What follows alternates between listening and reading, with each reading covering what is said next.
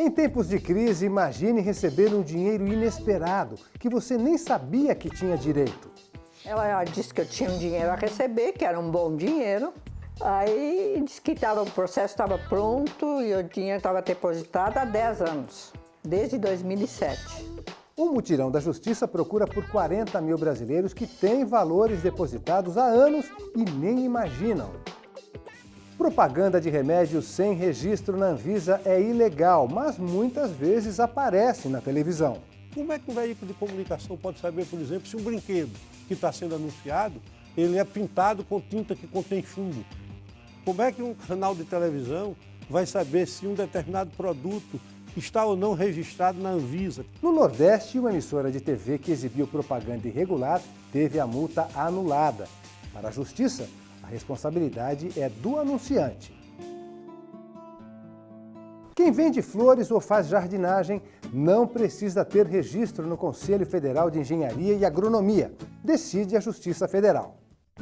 Quanto tempo deve demorar um tratamento psicológico para curar problemas emocionais? Tratar alguém é tratar toda uma estrutura mental que pode estar comprometida só do ponto de vista emocional e muitas vezes neurobiologicamente.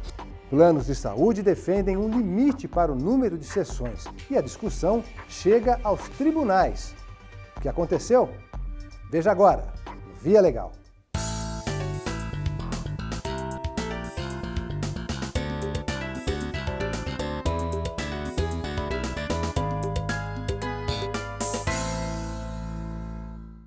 Viajar, trocar de carro, pagar as contas atrasadas. Em tempos de crise, receber um dinheirinho extra sem esperar é um alívio, né? Isso tem acontecido no sul do país.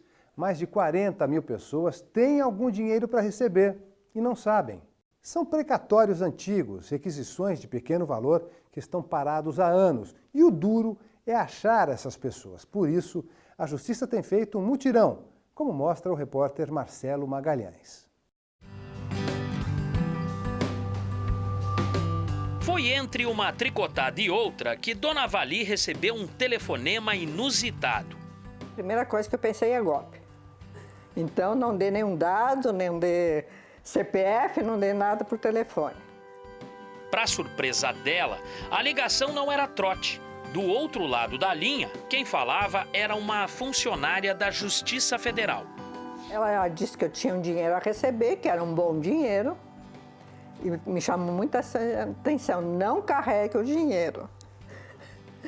Aí disse que o processo estava pronto e o dinheiro estava depositado há 10 anos, desde 2007. Dona Vali conta que, mesmo desconfiada, foi ao banco. E adivinha? E eu fui na caixa e recebi. Para sua surpresa? Para minha surpresa. Agradável, pessoal. Claro, dinheiro sempre vem bem, né? A aposentada recebeu R$40 mil de uma ação previdenciária que ela entrou na Justiça Federal em 2002. Eu achei maravilhoso, só tenho que agradecer. A Dona Vali não é a única a desconfiar da ligação da Justiça. Na família da advogada Letícia, foi duro convencer um parente dela que também tinha valor a receber. Primeiro achou que eu tava brincando, que era piada, que era uma brincadeira, mas como eu sou considerada séria da família, então eles levaram a sério. Não, tem que ir lá. O dinheiro que o familiar da Letícia recebeu era uma diferença nos benefícios da aposentadoria. Essa era uma ação coletiva, a gente só descobriu em função dessa ligação mesmo, porque não tinha como pesquisar o nome dele, porque não era ele que encabeçava o processo, mas no final deu tudo certo. E olha que esses casos se repetem aos milhares. Só aqui na 4ª região, no sul do país, quase 43 mil pessoas têm direito a receber dinheiro que está depositado há mais de 2 anos. São precatórios e requisições de pequeno valor, pagamentos que foram determinados pela Justiça. Se muita gente nem sabe que tem algo a receber, resta à Justiça procurar esse pessoal. Na Secretaria de Precatórios do Tribunal Regional Federal da 4ª Região, a ferramenta para quem busca informação é o telefone. Pois não, qual é a informação que a senhora deseja? A partir desse momento, somente com autorização do juiz da execução para fazer saque, se for na Caixa Federal. E os processos, que somam cerca de 2 bilhões de reais só na região sul, são dos mais variados. A grande parte dos valores são pessoas físicas que entraram com ação contra o INSS ou contra a União, ou a União contra elas, por exemplo, uma desapropriação, e que essas pessoas não recolheram os valores, seja porque desconheceram, mudaram de endereço, o advogado não conseguiu contato, o advogado faleceu, ou mudou de profissão e se perdeu o contato. Mas não pode perder tempo. Agora existe uma lei federal que autoriza o governo a recolher os valores que as pessoas não sacarem.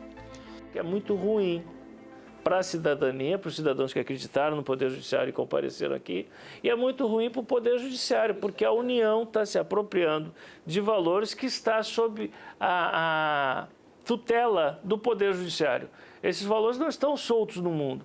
Esses valores estão depositados, vinculados a um processo judicial. E é só o Judiciário que deveria dar a destinação.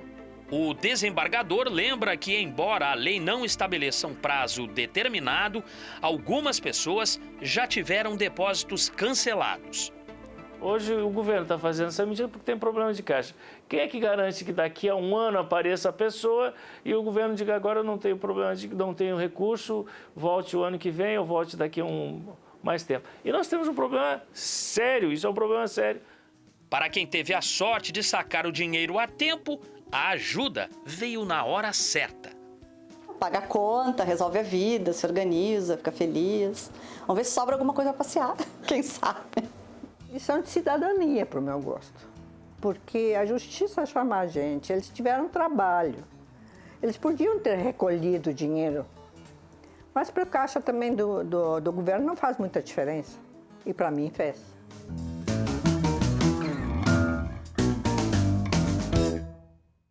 Traumas emocionais, compulsão, ansiedade, depressão. A psicoterapia muitas vezes é a saída para o equilíbrio e uma vida melhor. E como cada caso é um caso, os pacientes precisam de tratamentos diferentes. O problema é que existe um limite de sessões autorizadas pelos planos de saúde. Se ele for ultrapassado, o tratamento deixa de ser coberto e a pessoa tem que pagar do próprio bolso. E essa regra está sendo questionada nos tribunais. Tem um montão de lápis. Felipe e Sofia são irmãos e muito companheiros. Brincam juntos e se divertem. Mas quando a caçula nasceu, o relacionamento dos dois não era tão bom assim. Desde a chegada da Sofia, ele teve uma regressão no comportamento dele, ele já tinha 2 anos e 8 meses e ele regrediu. E começou a ficar agressivo, a gente não tinha muito cuidado de deixar ele sozinho com ela, ele virou outra criança. A gerente administrativa decidiu procurar ajuda profissional e o pequeno Felipe começou a fazer sessões de psicoterapia pelo plano de saúde da família. De uns 3 meses eu já senti a diferença dele em relação a ela, aos ciúmes que ele tinha dela, começou a ser uma coisa mais normal, que a gente via assim como normal. Podia brincar, ele já não batia, ele já cuidava. Aí ele começou no mês de março, aí quando foi no finalzinho de setembro, o plano, a terapeuta vira para mim e fala, olha, o plano não vai cobrir mais. Falei, mas como? Ele está de alta? Ela falou, não, ele não está de alta, mas o plano barrou. Ela ainda conta que entrou em contato com um convênio médico, mas foi informada de que o tratamento era limitado a 18 sessões por ano e que a operadora estava cumprindo as normas da Agência Nacional de Saúde. Começou, aquela desculpa, mas eu insisti, até que eu acho que a soma das reclamações e dos laudos fizeram com que eles liberassem mais 12 sessões, que aí foi finalzinho de novembro. Aí ele fez dezembro, ele fez janeiro. Quando faltava 4 sessões para terminar, a terapeuta já me procurou, falou, de novo, o plano vai barrar de novo. A ANS impôs o limite de sessões de psicoterapia por meio da Resolução 338 de 2013.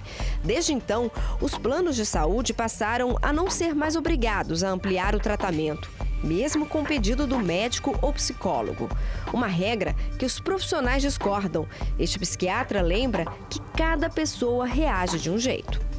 Tratar alguém é tratar toda uma estrutura mental que pode estar comprometida só do ponto de vista emocional e muitas vezes neurobiologicamente. Então, eu estabelecer um número fixo de sessões é impossível, porque durante o próprio tratamento a pessoa pode, muitas vezes, necessitar de uma extensão maior de tempo. Se existe saúde mental, e existem doenças, né? Tanto faz ser no meu corpo ou na minha psique. A psique faz parte do corpo. Por que que aqui eu tenho que limitar número, dia, horas, enfim? O Ministério Público Federal considerou a norma da ANS abusiva e prejudicial aos consumidores e entrou com uma ação na Justiça pedindo para que a agência reguladora fosse condenada a alterar a resolução. Os procuradores querem que as operadoras de saúde sejam obrigadas a cobrir todo o tratamento indicado pelos profissionais, independentemente do número de sessões. A primeira instância em São Paulo acatou o pedido. Segundo este juiz, a norma editada pelo órgão contraria tanto a Constituição Federal quanto as leis que regulamentam o setor. Essa resolução não estava concretizando esse direito, mas, ao contrário, estava deixando esse direito meio que sem uma garantia de efetividade. Portanto, a alegação da ANS, que olha, não quer, se ele quiser dar mais de 18, nós não proibimos, nós só não obrigamos que dê mais que 18. Não existe isso. O que existe ele tem a obrigação legal de dispor, de apresentar, de oferecer um plano de saúde que proporcione um tratamento médico, hospitalar, sem limite financeiro. Nesse rol, obrigatoriamente, tem que estar as sessões de psicoterapia. Foi o que o Judiciário entendeu. A Associação Brasileira de Planos de Saúde informou em nota que as empresas são orientadas a cumprir integralmente a legislação e as normas da Agência Nacional de Saúde Suplementar. A ANS recorreu da sentença ao Tribunal Regional Federal da Terceira Região. Na defesa, alegou que a resolução de 2015 já possibilita aos segurados uma cobertura maior no tratamento para casos mais graves. O recurso ainda não foi julgado, mas para a família de Lindinalva, a discussão do direito a um tratamento sem limites já é importante. Achei ótimo, porque quando a gente procura esse tipo de tratamento, esse tipo de profissional, a gente não procura porque a gente fala assim, é frescura. Não é. A gente procura porque a gente realmente precisa, porque a gente não está conseguindo lidar com algumas questões emocionais, inclusive de uma criança.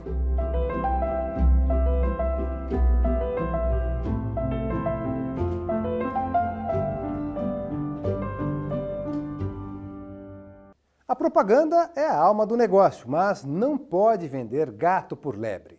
A legislação protege o consumidor.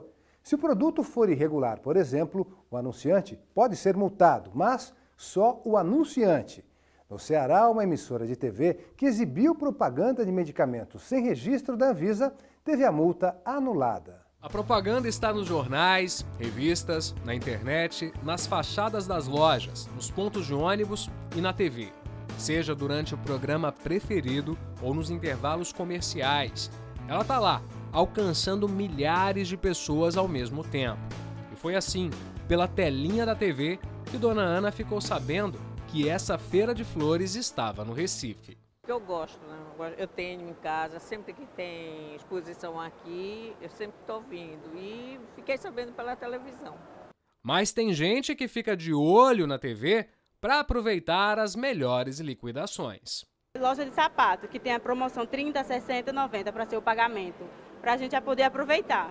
Não é só a Daiane que aproveita. Tem quem acaba comprando só porque o preço baixou. Não é mesmo, Cristiale? Principalmente quando tem aquelas promoções bem legais assim, aí eu sei, ai meu Deus do céu, mesmo eu não precisando, eu vou lá e compro. E quando o produto não é exatamente o que parecia ser na propaganda? De quem é a responsabilidade? Um problema com um sapato. Eu não ligaria para a TV porque eu fui influenciado por aquele comercial e dizer, olha, eu liguei, assisti um comercial de vocês e o produto era ruim. Não, eu vou talvez recorrer ao saque da loja eu vou entrar em contato com o próprio anunciante. No caso de comerciais de medicamentos, o controle deve ser ainda mais rigoroso. É que se trata de uma questão de saúde pública. Se a empresa está fazendo um comercial, creio que a Anvisa ela tem uma responsabilidade ali por trás, não é verdade? Porque é ela que libera esse medicamento.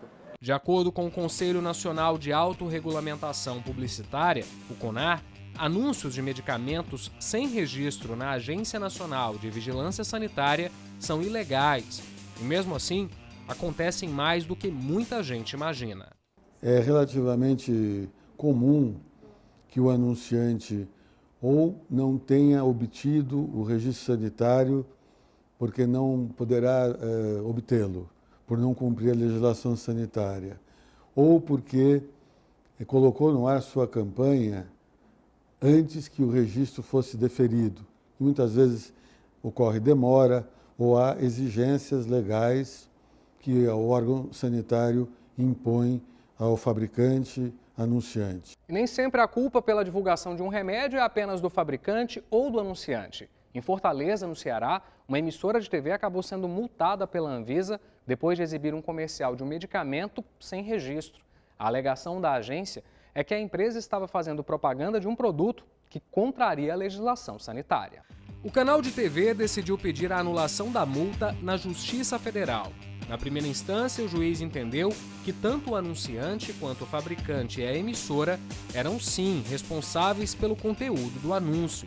A solução encontrada pela TV foi recorrer ao Tribunal Regional Federal da 5ª Região. Por aqui, a maioria dos desembargadores entendeu diferente e a multa da emissora foi anulada. Como é que um veículo de comunicação pode saber, por exemplo, se um brinquedo que está sendo anunciado, ele é pintado com tinta que contém chumbo? Como é que um canal de televisão vai saber se um determinado produto está ou não registrado na Anvisa? Então eu não posso punir a quem não tenha culpabilidade. No caso, a ilegalidade da propaganda que existia, ela desafiava a aplicação de uma multa, mas a multa teria que ser aplicada não ao canal de televisão, e sim ou ao fabricante, ou ao anunciante, ou ao comerciante, que foi o responsável pela propaganda em si, e não o canal que apenas vendeu o espaço. O relator do processo explica em quais situações os veículos de comunicação têm responsabilidade direta sobre os anúncios. Só é possível essa responsabilização quando o conteúdo é de tal forma ilegal que seja perceptível ao olho desarmado, como um anúncio de um meio abortivo, como uma propaganda racista, como uma venda de substâncias entorpecentes. Aí há uma responsabilidade, porque não havia como o veículo de comunicação não ter ciência da ilegalidade. Em nota, a Anvisa informou que não vai comentar o caso. Já o presidente do CONAR comemora a decisão. A recente decisão do tribunal também trouxe maior segurança jurídica para que os veículos não venham a ser responsabilizados do ponto de vista legal por eventuais abusos cometidos por anunciantes. De volta à Feira de Flores, Dona Ana, que conhecemos no início desta reportagem, já escolheu a flor preferida. Ela acabou levando para casa uma rosa do deserto. Bonita, não?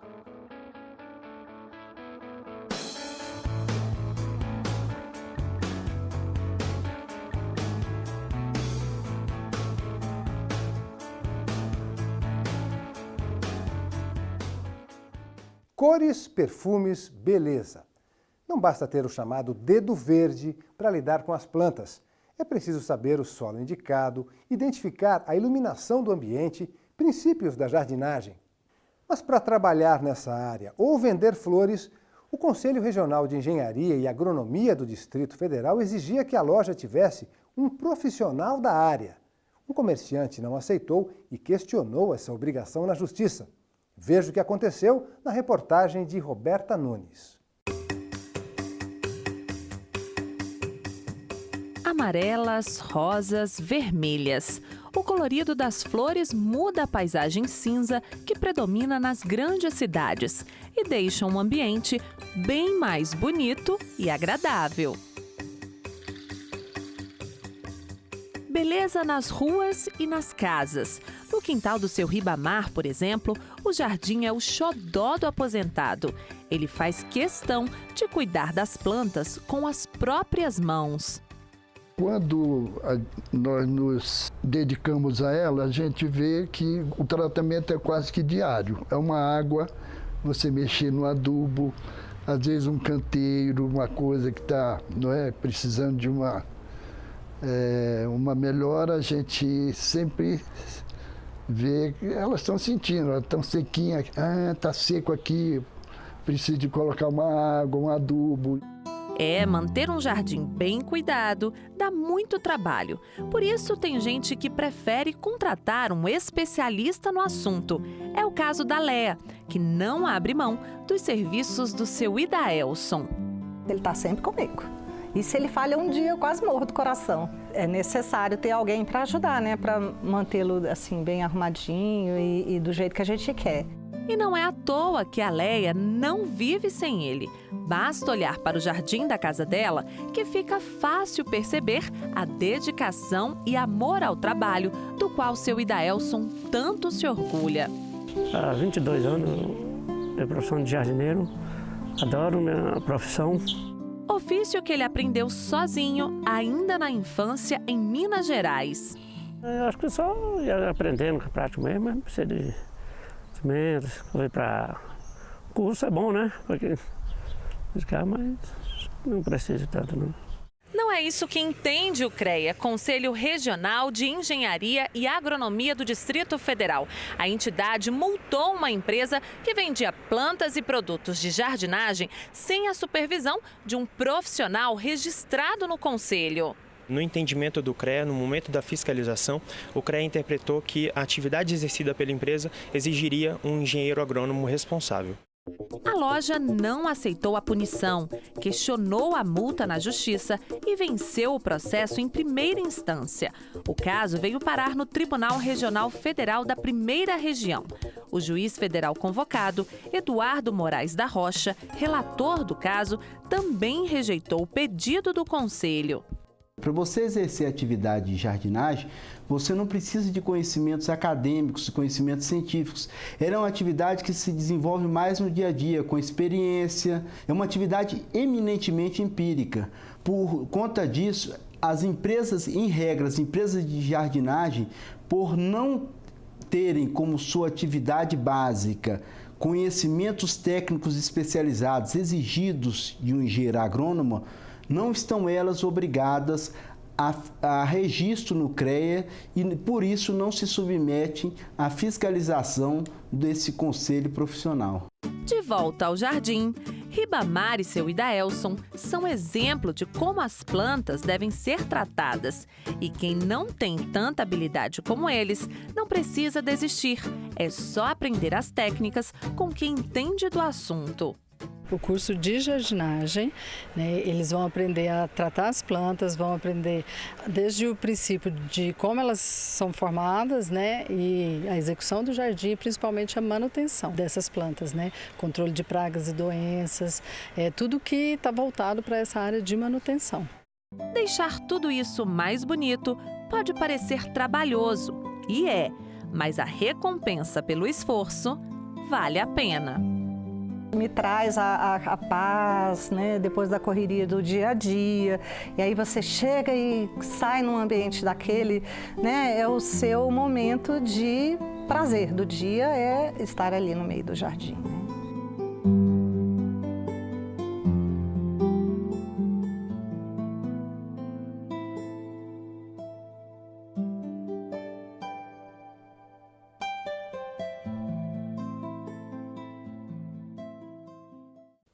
É isso, o Via Legal fica por aqui. A gente volta na semana que vem com outras decisões da Justiça Federal. Gostou de uma matéria? Quer assistir de novo? Acesse as nossas redes sociais.